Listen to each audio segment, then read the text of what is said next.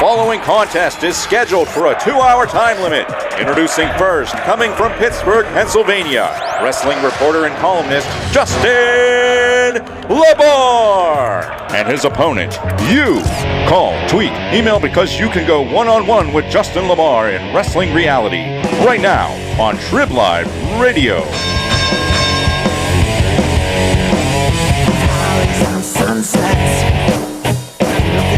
What's going on? Happy Tuesday. It's Wrestling Day here on the radio, Wrestling Reality on Trib Live Radio. I am your host, Justin LaBar. It's our first official episode of Wrestling Reality presented to you by Tailgaters Bar and Grill in Pittsburgh. Tailgaters Sports Bar and Grill, PGH.com. is also the site of where you can be hanging out, talking wrestling, kicking back a few drinks on May 14th. That's where we'll be doing our Raw pre-show.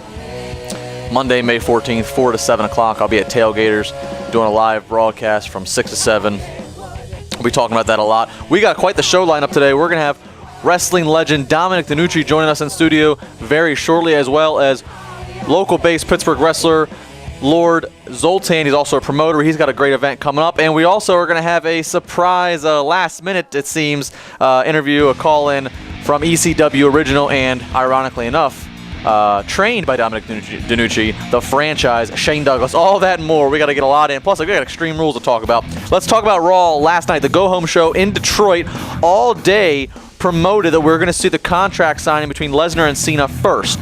Cena comes out, no Brock Lesnar. John Laurinaitis says Brock will show up later when he's ready. Then a surprise appearance from the now WWE Hall of Famer Edge. He cuts an intense promo saying this isn't the John Cena that he knows.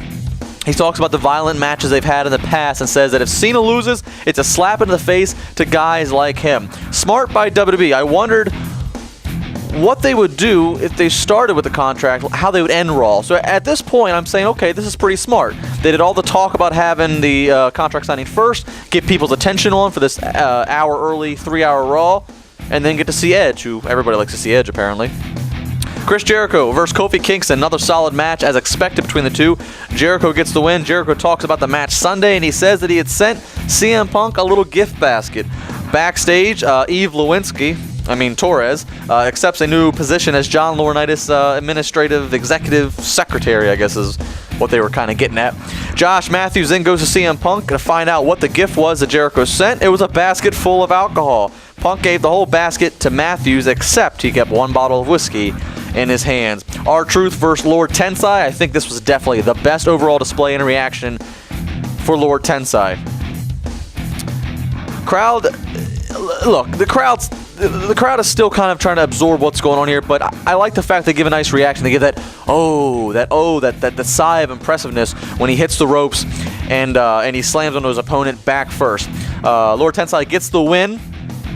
Kane comes out, cuts a promo, and in the middle of the promo, I found myself wandering off in space and thinking, as talented as Kane is in the ring, as classic as his character is, as nice of a guy as he is, I wish they would just save his character from any more bad days. I wish they would save his legacy and he just put him in the Hall of Fame. Why not? Because I've reached a point of unhappiness with everything he's doing. What is the point of this feud? He came back and he attacked Randy Orton. What was the point of that? And they've been having this feud. They did a WrestleMania match. Kane surprisingly wins. I don't know. We see Orton up on the Titantron. He's trying to play Kane's game. He has, randomly, Kane's father, Paul Bearer, tied up in a wheelchair.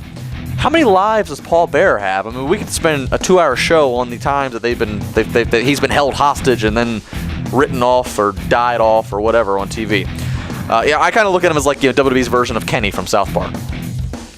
Anyways, Bear gets rolled into a freezer. Kane says, I'm not going to save him. Alex Riley tells Chris Jericho backstage that he got kicked out of the locker room by CM Punk because Punk was supposedly drinking. So Jericho's going to get to the bottom of that. Alberto Del Rio and Cody Rhodes lose to the Great Khali and Big Show. I would contribute, I really think so. I would contribute a fund of a good amount of money to ensure that I don't see Khali wrestle. Yeah, I was thinking about that a lot. Another nice guy. It's fun to watch dance, but not wrestle. Nonetheless, the Giants get the win again. Jericho tells John Laurinaitis that Punk is drunk, so we're going to have a first ever field sobriety test in the ring. Gotta love it. Brock Lesnar arrives and Josh Matthews asks one too many questions and Lesnar lays Josh Matthews out. I love that entrance for Brock Lesnar. He is an ass kicker. Nikki Bella versus Beth Phoenix in what becomes a lumberjill match. Nikki Bella gets the win. Makes sense to what I tweeted Monday night, and we're beginning to hear rumors that confirm, or that seem to confirm what I was saying, which is Nikki wins the title. Surprisingly to a lot of people that Bella Twin would win the title off of Beth Phoenix so suddenly, but if you think about it, Karma is going to be returning soon. So now Karma can return, take the belt off of Nikki Bella. Remember, Karma and the Bellas had unfinished business last year before Karma had to leave. Karma comes in, takes the belt off the Bellas, and it still preserves the Karma vs. Beth Phoenix match. Time for the CM Punk sobriety test, and he comically makes a joke at the police in the ring. He butchers the alphabet. He can't walk the straight line. Cops say he's intoxicated. They leave. CM Punk tries one more time. He styles and profiles on the line, saying the alphabet backwards correctly, except for he got his S and his T mixed up, but who cares? And he begins to beat up Chris Jericho, sending him running. I thought it was a bit long of a segment, but I guess for a 3-hour show, it is the WWE title match, so that justifies, and it was entertaining, it was creative, and again, it was a first. Sheamus versus Mark Henry with Daniel Bryan as a referee. Another good go-home segment for a pay-per-view match. Sheamus can't harm a ref based upon his recent history of getting fined by referees, for attacking referees, rather. So Bryan, as the referee, quickly costs Sheamus the match while the crowd screams yes. Hey, you know the Chicago crowd. I'll be there this Sunday. They're going to be all over the yes chants. I'm looking forward to it, and who knows what could happen in that one. Zack Ryder and Santino Marella beat Primo and Epico in a non-title tag match. I don't know why half the tag matches anymore are non-titles. I don't understand. They have the titles, but we don't defend them. And it's basically like if it's a non-title match, you pretty much know like the champions are going to lose. I don't understand.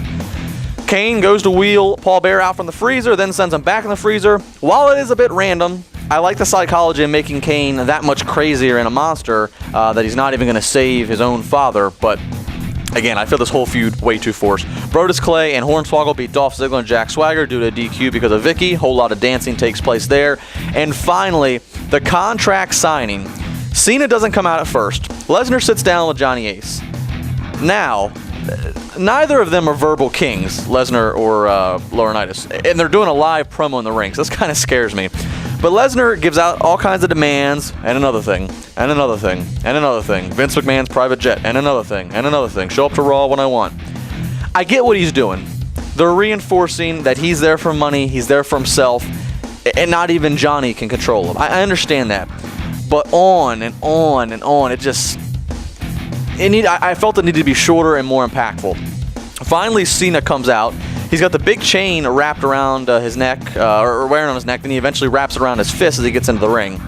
Brock gets on the mic, says that Cena's scared. Cena eventually, after hesitation, signs a contract, throws it at Brock, and then Brock mouths, they're not going to fight tonight. He's going to wait till Sunday. He walks out, and that was it.